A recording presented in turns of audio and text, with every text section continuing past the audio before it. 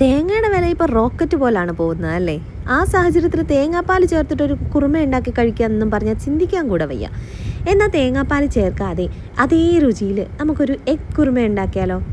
ഒരു പാനിലേക്ക് കുറച്ച് വെളിച്ചെണ്ണ ഒഴിച്ച് ഇഞ്ചി വെളുത്തുള്ളി പച്ചമുളക് കറിവേപ്പില ചേർത്ത് നല്ലതുപോലെ ഒന്ന് വഴറ്റി അതിലേക്കൊരു വലിയ സവാള കനം കുറച്ച് നീളത്തിൽ അരിഞ്ഞതും കൂടിയിട്ട് കുറച്ച് ഉപ്പും കൂടെ ചേർത്ത് അതും നല്ലതുപോലെ വഴറ്റി അതിൻ്റെ കളറൊന്ന് മാറി ഒരു ബ്രൗൺ കളർ ആകുമ്പോഴത്തേക്കും മസാലകൾ ചേർത്ത് കൊടുക്കാം. 1/4 ടീസ്പൂൺ മഞ്ഞൾപ്പൊടി, 1/2 teaspoon garam masala, 1 table spoon മല്ലിപ്പൊടി, 1/2 ടീസ്പൂൺ കുരുമുളകിൻ്റെ പൊടിയും ചേർത്ത് നല്ലതുപോലെ വഴറ്റി ഈ പൊടികളുടെ പച്ചമണമൊക്കെ ഒന്ന് മാറി വരുന്ന സമയത്ത് നമുക്കിതിലേക്ക് തേങ്ങാപ്പാലിന് പകരമുള്ള നമ്മുടെ ഐറ്റം ചേർത്ത് കൊടുക്കാം. അതായത് പശുമ്പാൽ. ഒരു 2 കപ്പ് പശുമ്പാൽ ചേർത്ത് കൊടുക്കുന്നുണ്ട്. ഇത് ഞാൻ തിളപ്പിച്ചിട്ടാണ് ചേർത്ത് കൊടുത്തിട്ടുള്ളത്.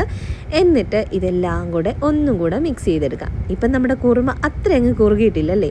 അതിനായിട്ട് 1 ടേബിൾ സ്പൂൺ അരിപ്പൊടിയിലേക്ക് കുറച്ച് വെള്ളം ഒഴിച്ച് നല്ലതുപോലെ കട്ടകളൊന്നും ഇല്ലാത്ത രീതിയിലൊന്ന് മിക്സ് ചെയ്തെടുക്കണം. എന്നിട്ട് അതും കൂടെ നമ്മുടെ ഈ കുറുമയിലേക്ക് അങ്ങ് ഒഴിച്ചു കൊടുക്കാം. എന്നിട്ട് ഒന്ന് തിളപ്പിച്ചെടുത്ത് കഴിഞ്ഞാൽ നമ്മുടെ കുറുമ നല്ല കുറുകിയിരിക്കും.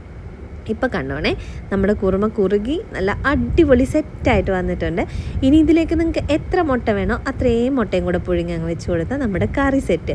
ഇത് കഴിച്ചിട്ട് ആരും പറയില്ല കേട്ടോ ഇത് തേങ്ങാപ്പാൽ ചേർക്കാതെ ഉണ്ടാക്കിയതെന്ന്. ഇതൊരു മസ്റ്റ് ട്രൈ ആയിട്ടാണ്. വെട്ടിക്കട്ട് ടേസ്റ്റാണ് കേട്ടോ. പിന്നെ ഇതെനിക്കൊരു ഇൻസ്റ്റാഗ്രാം പേജിൽ നിന്ന് കിട്ടിയതാണ്. അപ്പോൾ വീഡിയോ ഇഷ്ടപ്പെട്ട് കഴിഞ്ഞാൽ ലൈക്ക് ആൻഡ് സബ്സ്ക്രൈബ് ചെയ്യാൻ മറക്കണ്ട. അടുത്ത വീഡിയോ ആയിട്ട് വരാം. ടാറ്റാ.